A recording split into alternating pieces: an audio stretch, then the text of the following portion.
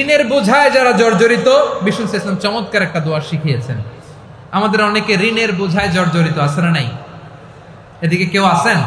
থাকলে হাত তোলার দরকার নেই, থাকলে এই দোয়াটা পড়বেন। এক সাহাবীর নাম আবু উমামা, নামাজের ওয়াক্ত ছাড়া উনি মসজিদে যেয়ে বসে আছে। বিষ্ণু বললেন, কিরে আবু উমামা, নামাজের তো ওয়াক্ত হয় নাই, মসজিদে কি?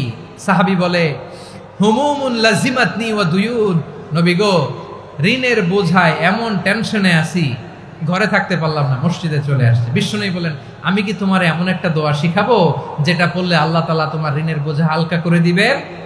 আবু উমামা বললেন, ইয়া রাসূলুল্লাহ, অবশ্যই শিখাবেন। বিষ্ণু বললেন, তাহলে তুমি পড়বা, আল্লাহুম্মা ইন্নী আউযু বিকা মিনাল হাম্মি ওয়াল হাযান ওয়া আউযু বিকা মিনাল জুবনি ওয়াল বুখল ওয়া আউযু বিকা মিন গালাবাতিদ দাইনি ওয়া কাহরির রিজাল।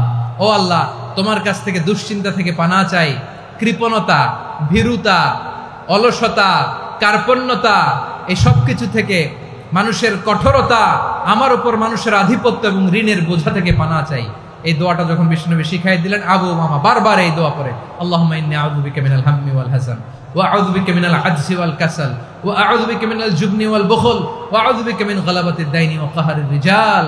আবু উমামা বলে, এই দোয়া আমি পড়তে লাগলাম আর পড়তে লাগলাম, কিছুদিন পরে দেখা গেল বিষ্ণুনবীর শেখানো এই দোয়ার বদৌলতে আল্লাহ তাআলা আমার সব ঋণ পরিশোধের ব্যবস্থা করে দিয়েছেন। পড়বেন পড়বেন।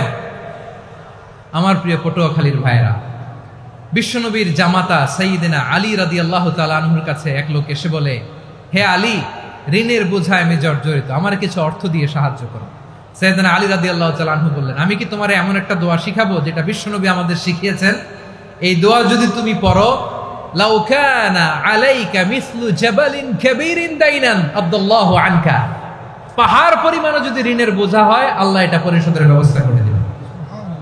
ছোট্ট একটা দোয়া বিশ্বনবী শিখালেন, বললেন, তুমি পড়বা, আল্লাহুম্মা কফিনি বিহালালিকা আন হারামিকা ওয়া আগনিনি বিফাদলিকা আম্মান সিওয়াক। মুখস্থ আছে? হ্যাঁ, আছে।